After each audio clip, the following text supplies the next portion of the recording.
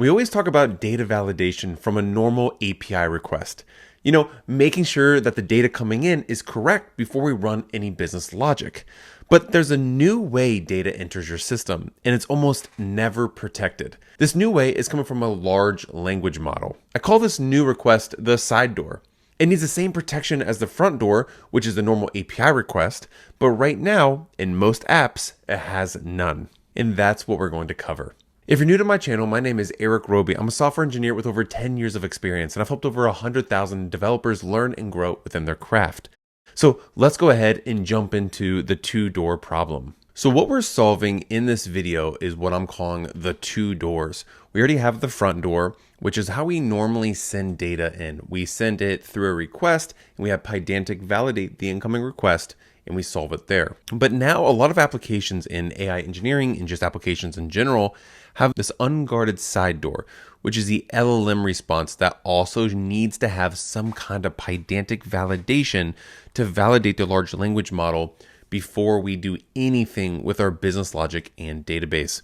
And this right here is something that we are missing a lot in modern applications, and that's something that I really want to solve in this video. So there's a couple ways that large language models currently lie, which can corrupt your business logic and your database. So one thing that we are going to be kind of showing in this video is 1 and 2, and actually a little bit of number 3. So there's going to be malformed data. Now, malformed data just means we are literally passing in an invalid JSON, and the large language model is trying to almost like decipher what the JSON should be. Therefore, it could work. It could also throw a not valid JSON. This can be an okay error because it's loud. So this one creates a lot of logs because it's trying to do something that it probably shouldn't be doing. Now, number 2 is a little bit worse, right? Because it's a wrong type error.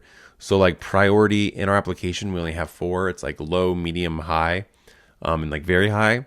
There's no like super urgent, or maybe we're just calling it urgent instead of very high, but there is no super urgent.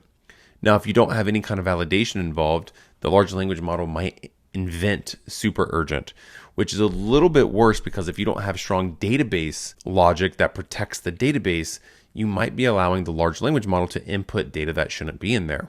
And then there's the confident hallucination. So let's say like a user says, hey, customer 9999 was charged twice. If you're not validating customer 9999 in the database, that can cause its own issue as well. So this is just confident hallucination, which is creating incorrect logic now in the database, which is really hard to solve later on. So this, depending on which of the 3 items gets called, the blast radius can be really big.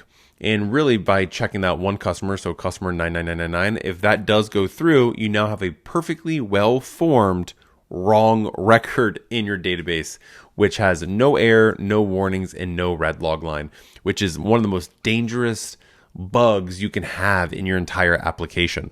So how do we solve this problem, and how are we going to solve this in the demo code? Well, there's going to be already the request model, which we've already solved multiple times in different videos, which is just going to be Pydantic solving the request model or the request data that's coming in. But now we have a whole different large language model that's going to be involved in the application. Well, we have gate A. Gate A is the first way we're going to use Pydantic, which just promises a structured output. So that's kind of like what we've been doing with Pydantic, where you can have like enumerations, where malformed and super urgent should not ever get through because we are going to be using Pydantic to say, hey, these values need to be one of these enumeration values, and we're going to add it into the system prompt, and we're going to make sure the large language model follows it. But customer 99999 actually passes both of these, right? Because it is the correct format. It's just a wrong user, which now needs to go to the shape valid extraction, which validates the customer ID. And the way we can do that is just by checking, hey, is this customer in the database? Right? If not, then it's not in here. If it is, well, that's guaranteed truth because we found it in the database.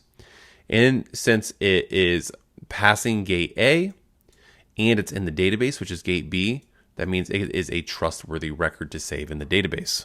So our application is going to have defense in depth because we are going to be promising that the data should not be malformed or super agent, that we are validating any kind of user that we can in the database to make sure it's true. we are refusing to add any data to the end of a broken JSON or anything like that. We are allowing it to retry and heal one time. And if not, we're using something called a dead letter, which just means it doesn't work, which just catches whatever survives and we return the error back to the user. So let's go ahead and just dive into the code so we can kind of see what this looks like in code. So what we're going to be doing in this demo is kind of going over how we can use Pydantic to also help with our large language model responses.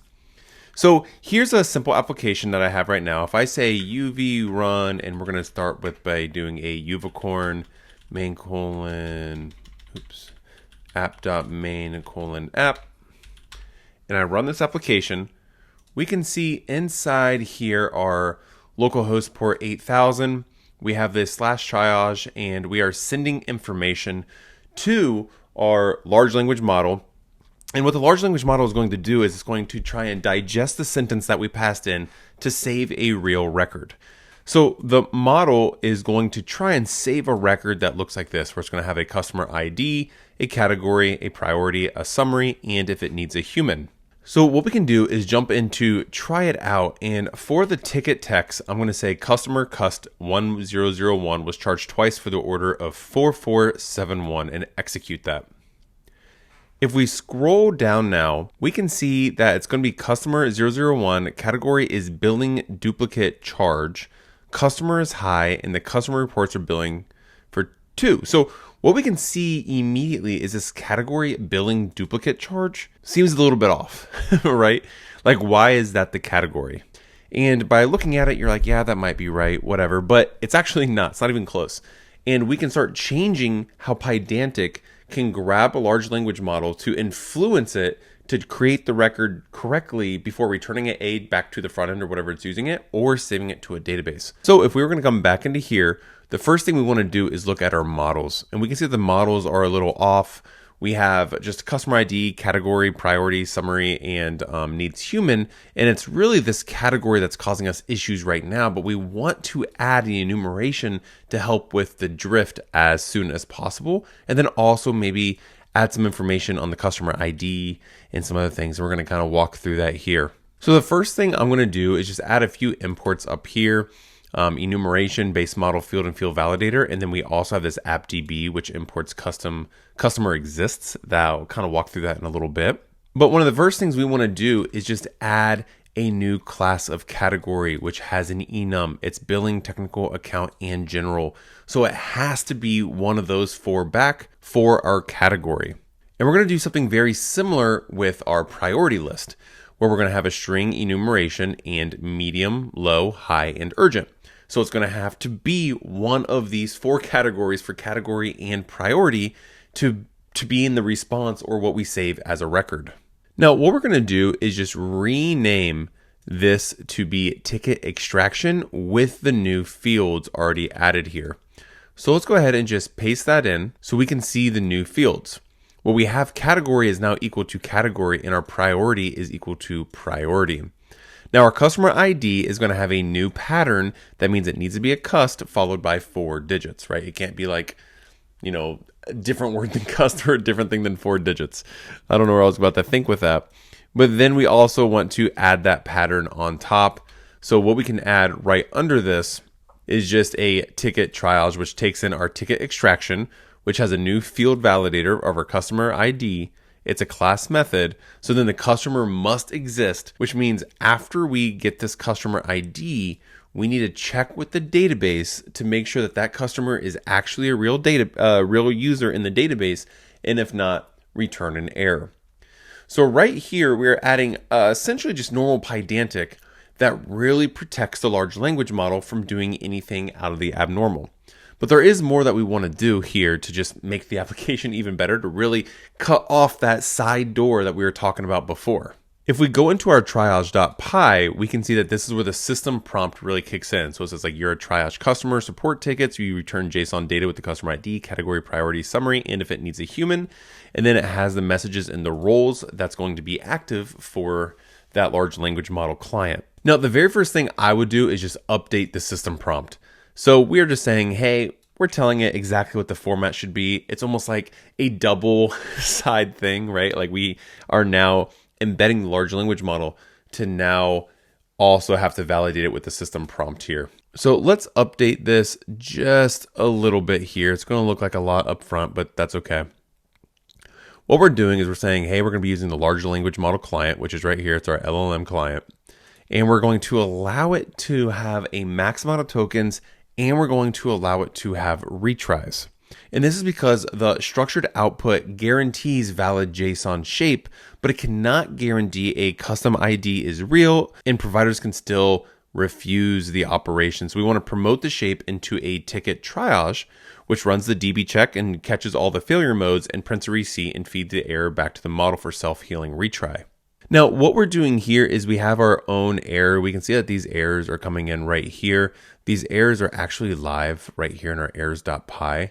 So all we really need to do is come up to the very top and import them in. That should remove some of those errors. And the validation error that we're getting is actually strictly from Pydantic, and our ticket triage directly from our app.models. Now, one thing that we want to do is allow it to only have one retry.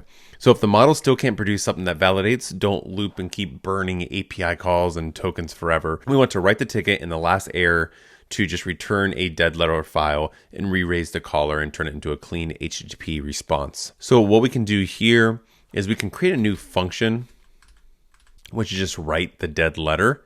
And then we want that to come back as a JSON. So we'd be good right there. And then we want to add defense in the depth right here. So we can just say, hey, if the last error is none, but then we want to add some defense and return the triage failed with a captured error. Perfect. And then we just want to add our last import of pathlib response as a path. Pathlib import path. All right, so this is looking really good. All right, now the last thing we want to do here to really go ahead and lock the side door is that the FastAPI's response model already kind of validates the front door, the request. It adds the response model as a ticket triage. But what we wanted to do is also validate the side door too, which is a large language model response. So we're currently running it like how we can see it on the screen. But what we want to do is add a little bit more information here. We want our triage endpoint to be able to validate a few more areas. Like we want the response model to be our ticket triage. We have our front door, which FastAPI already validates with the request. But then we have the side door, which is the large language model output that is validated inside the triage ticket. So we want to make sure that we're passing it through there before we're returning it back to the client. So if we went ahead and just added in all the imports that's needed, and then we rerun the application, and we come back in here and we say we want to do uv run uvicorn app.main:app, and we rerun the application.